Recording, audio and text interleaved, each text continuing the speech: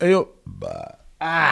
Hey, what's up? Back at you with another video. Today, I feel very honored, and this video might hit different. We're going to be looking at DJ Sbu over here, who is giving me a shout out. I am on the come up, ladies and gentlemen. It is intentional, and I feel glad to hear the brother speak about me and play a voice clip. He put his speakerphone to the mic, and I heard myself on the Hustler's Corner. Little old me, been doing this now. If you're watching this video on the day that it drops, I've been doing these non-stop videos, dropping every single day for 69 days. I set out to become serious, to take advantage of the Trump train and his effects on South Africa. And a lot has been happening. Can't believe it's been just over 2 months. And my intention is to make it to 100 uninterrupted days. And then I will definitely take a rest, because I don't want to make it turn into day number 101, because then I'll start having ambition to make it 150. And then at 150, I'll say, let me make it 200 straight days of drops. And at 200, I'll say, let's make it 365. May the Lord bless us. May there not be any problems, any deaths, any huge rocking that may stop me from hitting that target. But I won't even start pursuing that target. At 100 days, I will stop. I will rest. I will take time to pray and get off YouTube. This is mind-bending. This is mind-changing. So let's get into the portion where DJ Sbu gives me a shout out, and we'll talk a bit more about that. This is an appreciation video. I was watching our favorites. So the video is gonna start a little way back before we get to the point where I get my shout out. Nota is going to bring up Joe Emilio. You know him. He's a Nota, a hater. He looks like he's part of people on the gravy train of selling their mouths and speaking badly about South Africa. Nota is about to give him appreciation. Shout out to his channel. DJ Sbu will subscribe. It's all good. We are children of God here on earth. We are separated by our ideas, and some of us are bought, and we have to run our mouths for a paycheck, and poverty is embarrassing, and so people sell their souls. So Joe Emilio is somebody that I personally don't like. My thought about him has been that he's an American, but it turns out that he's a South African, and Nota doesn't seem too hurt or aggrieved by what he's been doing and how he's been taking advantage of him. And so he's about to say, yo, vote for him. He runs for some awards and whatnot. For me, that guy really gives me enemy vibes. I wouldn't vote for him to win anything, rather vote for me. Maybe I should go contest whatever he's contesting. So, but shout out to him. Peace here on earth. We're not here to completely fight, but that there looks like a very ugly enemy of South Africa and enemy of Umfwe to Nota, but I love seeing the peace. So here goes. I think that there is a great appetite, especially from my generation, to get more actively involved in politics. I was watching our favorites. Our soon-to-be guest, Gouws. I was watching his interview on Joe Emilio's channel. Joe Emilio is a YouTuber, does a lot of current affairs content. He's also been nominated for an award. Local guy? Yeah, local guy. Yeah. He got nominated. You know what I mean? Congratulations to him for being nominated. I just wish we knew about these awards so we could also have a nomination. I don't know whether we need to start submitting to these awards. Joe Emilio, yes. Okay, let's see. Yeah, Joe Emilio. So he had a nice interview with Gouws, who basically broke down his departure from the DA after 12 years of service, who he feels was behind his removal, the machinations. You've just gotten a subscription. I've just subscribed. Newsflash with Joe Emilio. Yeah. Okay. Check out the link. He's got some award that he was nominated for. Maybe. Oh, nice. Congratulations, bro. Yeah. And also our viewers can go to his channel. Give him a vote. Congratulations to our enemies. Report him there and tell him we sent you. Tell him we sent you. So with that, just looking at what I'm seeing, especially with all the political content on YouTube, there's a lot of young people that seem to want to get involved, but also at the same time have a great mistrust for the current political establishment, the current political parties, the options that we have right over there. What, are you checking out a video? Yeah, I'm checking them out. It's, Gouws and Joe Emilio. That's nice. Actually, they've been collaborating for quite some time. Yeah. There's also the live show with Joe Emilio and Gouws streamed about 4 years ago. So they go way back, just like you and I. Yeah. Exactly. So, they've been within this space. And here's the one you're talking about. Gouws and Joe Emilio, Unfiltered, Life After Politics, Media Storms, and South Africa. Okay, interesting. This is how it starts. Sorry to disturb you, but just to... Hello, ladies and gentlemen. Welcome to Newsflash Podcast. I'm your host, Joe Emilio. Thanks for tuning in. Thank you for joining me this evening. I've got a very special guest, but before I bring on that guest, I got 2 announcements. First, you got to go to the description below. You got to vote for me in the Free SA Young Leaders Awards. I'm in the media category. I'm a finalist, and I need as many votes as You're going to get the votes. You're already plugging you here, Joe. What? In the description. Go there. Nice. Go check it out, guys. We'll put the link in the description. Is that Free SA? Did you say Free SA? Yeah. Nota just plug the guys there. Love and blessings to you. That's sure. Blessings to all the content creators. Yeah, man. Especially those that are getting involved within the political space. So, there's a guy called I Am Neo. Go follow him and subscribe there. He's dishing out some dope content online. Yeah. I Am Neo. Okay, I'm also gonna. I am Neo. I'm Neo. Okay, I'm gonna check check note.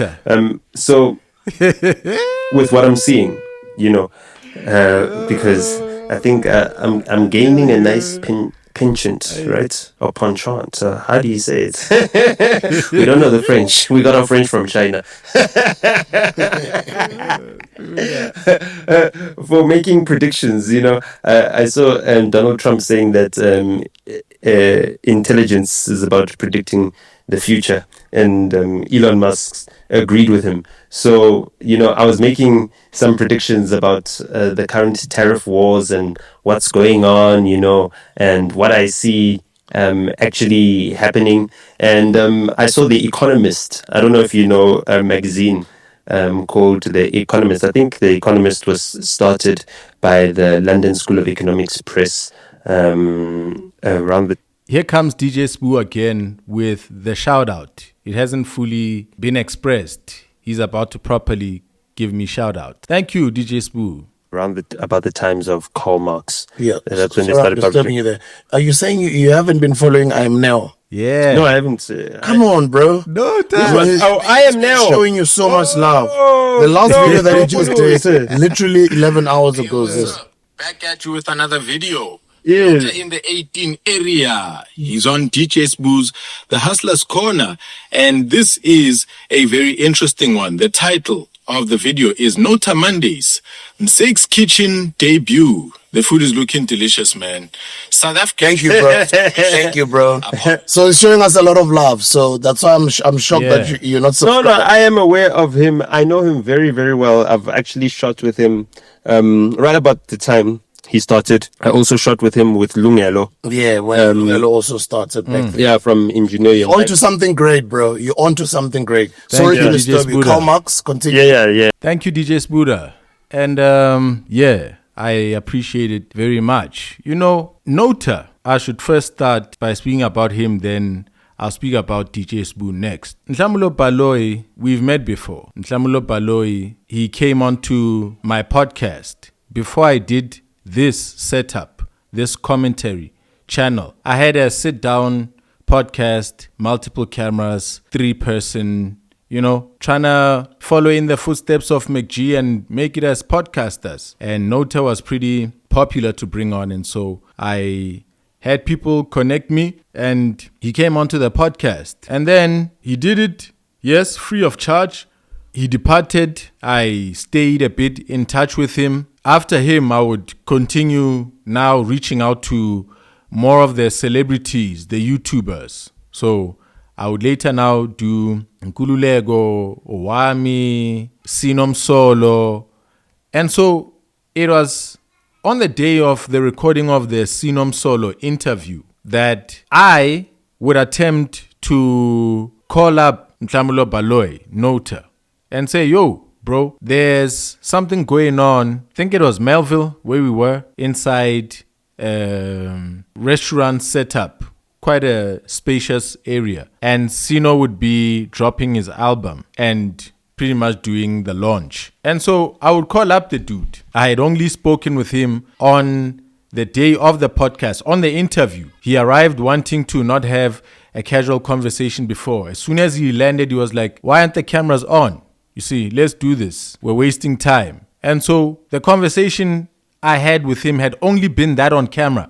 And after that, he left. So now I was calling him up saying, yo, man, there's this event over here.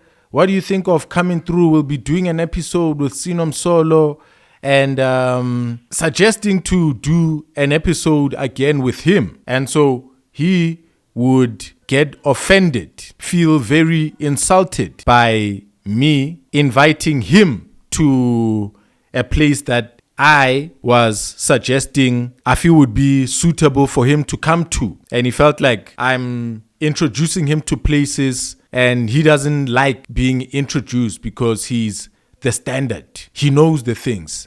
I'm the newcomer. Hey, so he would go off on the phone. He would call me a motherfuck several times on the phone. And I would keep trying to explain myself, say, no, dude, I'm not feeling like I'm an insider and now I know clubs and scoties and corners and now I'm calling you to pull up by virtue of my invitation or nothing. I know you got all the access, but you would keep on going. You would keep on going, telling me that I'm the motherfucker who now thinks that he's famous because he came onto my podcast and now I think I know things. Hey, yo, sorry, the memory card ran out. So I was saying that Nota would feel insulted and tell me that I'm not one to bring him to a spot or introduce him or none like that. You tell me that on the South African charts, he is number 1 and number 2 and I should not start feeling myself. And I would also now have to start, interrupting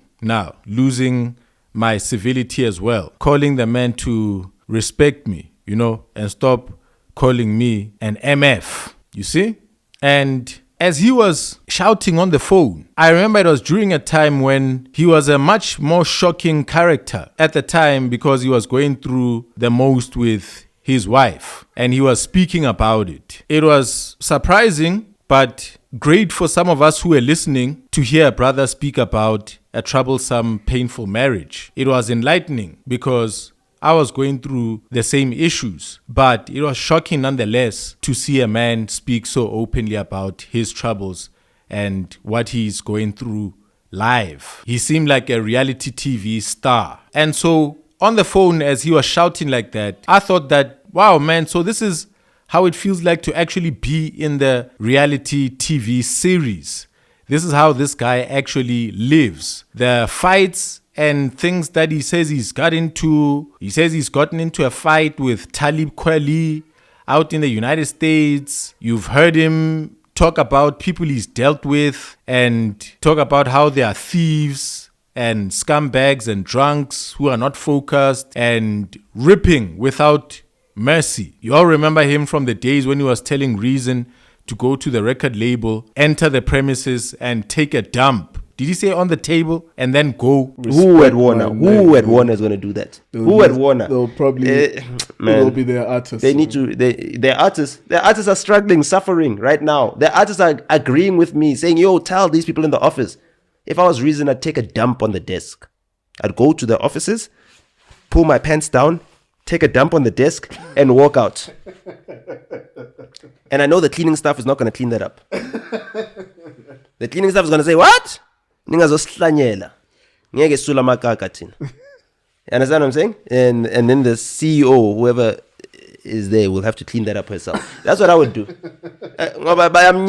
So So those were the days. And so on the phone while he was shouting like that, I felt like, okay, so vele, there are people who live on this intensely high up charged level. I guess that's the celebrity level. That's the reality TV drama that we see on TV, people throwing drinks at each other.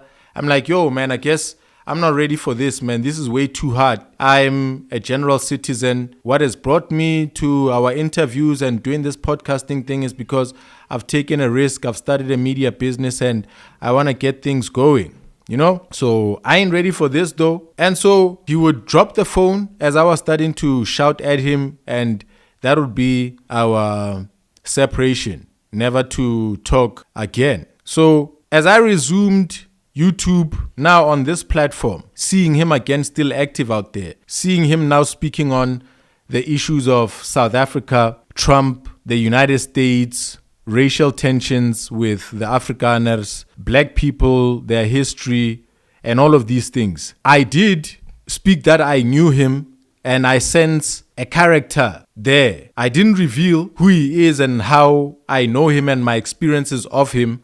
But when I saw him be on Sbu's podcast there and say white people, Neanderthals, less than human beings, seeing his angry face there, I remembered his anger on the phone. And I was like, yo, this guy is going on another wild trip. We are about to witness something. So that's what I know of him. That was our interaction. That's how our issues ended. I hope to meet him and talk to him again some other time and hear if he's now a better man, if he's changed, if he has healed. I am seeing somebody that I'm appreciating more. I appreciated him even during that time when he was really pulling down and talking down his wife and the situation in his relationship. But I was also going through the same. So I could really understand a home that has lost control and truly the woman is very much to blame. So at his worst, I've enjoyed him. And at these new levels where he's talking on race issues, I've found him to be as controversial. However, I've heard him and discovered him and felt him to be somebody who cares, somebody who is concerned, is capable, is going to be an adult in this South Africa, is going to lead something. We are going to be the leaders of this South Africa. And I've decided, therefore, to just pay attention to him and accept him regardless of the things that he says. Doesn't mean that I condone the things that he says, but I just continue to tune in and listen. I believe that he's evolving. I believe that he's changing. And so I'm giving him the opportunity just as Christ has given us the opportunity. And so, yeah, that's note. And now DJ Sbu is somebody else who, wow, man, I don't know where to begin to explain the impact of Sibusiso Lupe as he is there. He's still alive. After so many years, DJ Sbu is still relevant. Every week he's out here. I saw a music video, Gazola 7, where he's got a BMW out in the hood. Yeah, he's hot now. Wabon. Size, yamele. You can see. If you remember him when he was a skinny dude, when he was appearing on TV, you know, I saw him now. He's a big dude. You know, he's selling merch. He's got his awards out. And I see Roke Takachabo DJ Sbu. Wabon. DJ Sbu is still at it. He's never really disappeared. He's constantly been here throughout the ages. I remember him, his influence starts before this. You know, we've said it many times with Umzegezege. That thing people think is a playful little thing from my childhood, but truly speaking, that Umzegezege character is something that I experienced when I was in a predominantly white high school in Eden Glen. I went to primary school entirely in the township from grade 1 to grade 7. And then I went and started grade 8 in a white school. And round about 2004, there would start being these small radios that were really being sold all over Swazini, on the side of the road, streets, taxi ranks. These radios that had one earphone with one earpiece, and you could just buy that little radio and tune into a frequency. And DJ Sbu was on YFM at the time. And I think that's when radio really experienced a boom, like a bit of a revolution. People suddenly tuning in, like how fiber is being introduced to the township right now, and people will be getting online on a serious note for the first time. And then we're going to see, us who are already here on the platform are going to see and feel the current raising the boats as time goes on. Radio, I think at that time, Sbu on the Ylands, you know, the crew, the Kasi crew, brah, this rough cut gang of Aban Baselogishi who were on radio talking like they are in a township. Now in a taxi, if you are traveling to or from work, if the taxi driver was not playing anything that you enjoy on the radio, people could just have this 50 Rand radio and an earphone in, an earpiece, and you could be tuned into Sbu. So I remember a time where after school, when I would return from the suburbs, arrive in the township, I was already seeing people with earpieces, you know, tuning in, waiting for Sbu on the Ylands.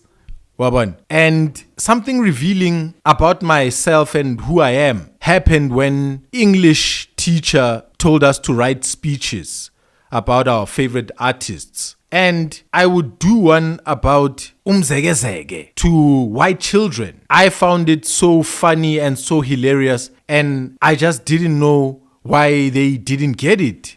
Why didn't they get who this is, and why Pariasekasi is demonstrating how to make it on radio and kill it. We all know now that it's not that easy.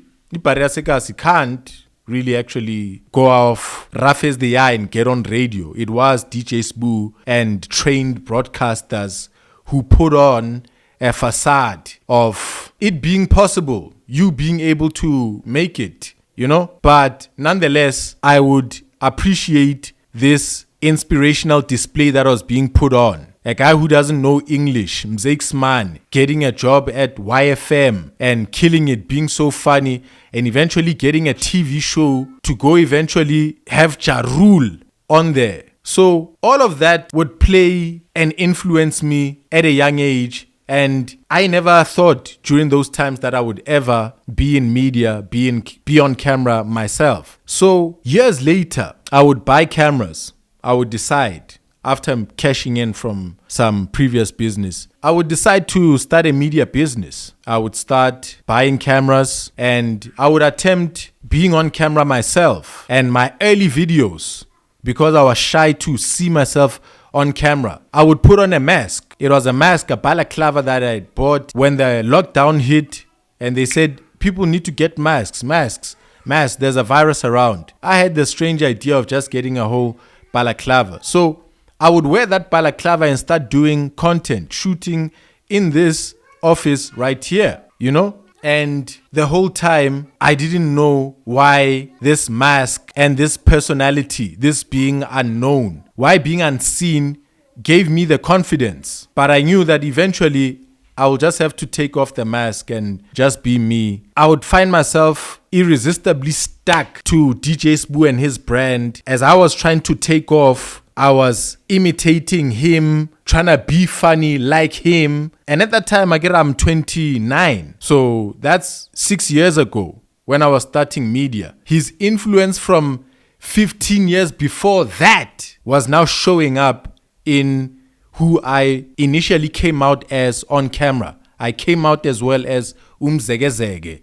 He's a dude from Tembisa, and I'm a dude from Tembisa too. And now, dude from Tembisa has given me a shout out. And by the way, it's not the first time. If you go on my Instagram, you'll see me and DJ Sbu actually sitting together. I think it might even be a video where we're talking.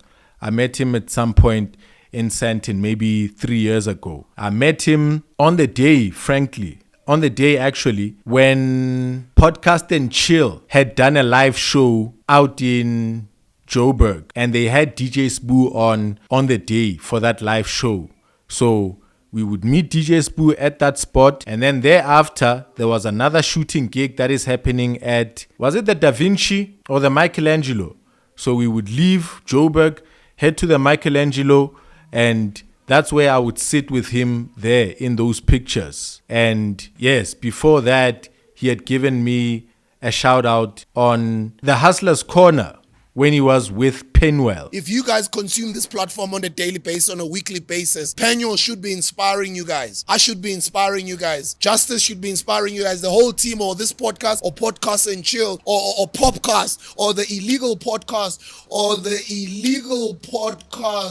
He spotted me all the way back then. So I've played close to his brand, and he has spotted me, and I felt, acknowledged. I felt welcome. I felt recognized and encouraged by him throughout, to be honest with you. I am not in agreement with everything that he believes. I am firmly opposed to the spiritualism that he believes in and the people he brings on to speak about those issues. But if you know me, and if you've watched the podcast that I did that time back, it started out with celebrities. And then after Nota would fuck off me off, I really started getting tired of celebrities and people who are high ups. And I decided to now have a podcast where it's a conversation about the culture war.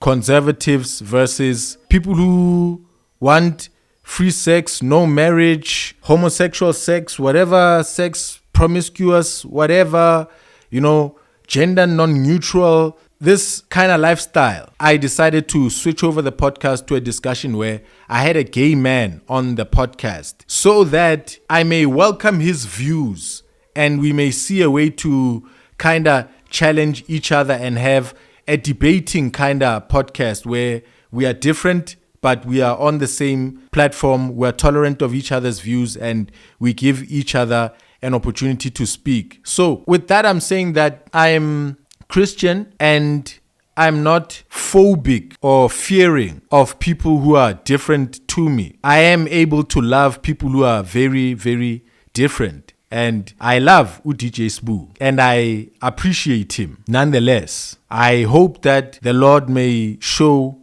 his light in his life and he may one day profess the name of the one true God. So, ladies and gents, I think I should just leave it over there. I've appreciated having you. Hope you like, hope you comment, hope you share, hope you subscribe. I will be seeing you in the next one.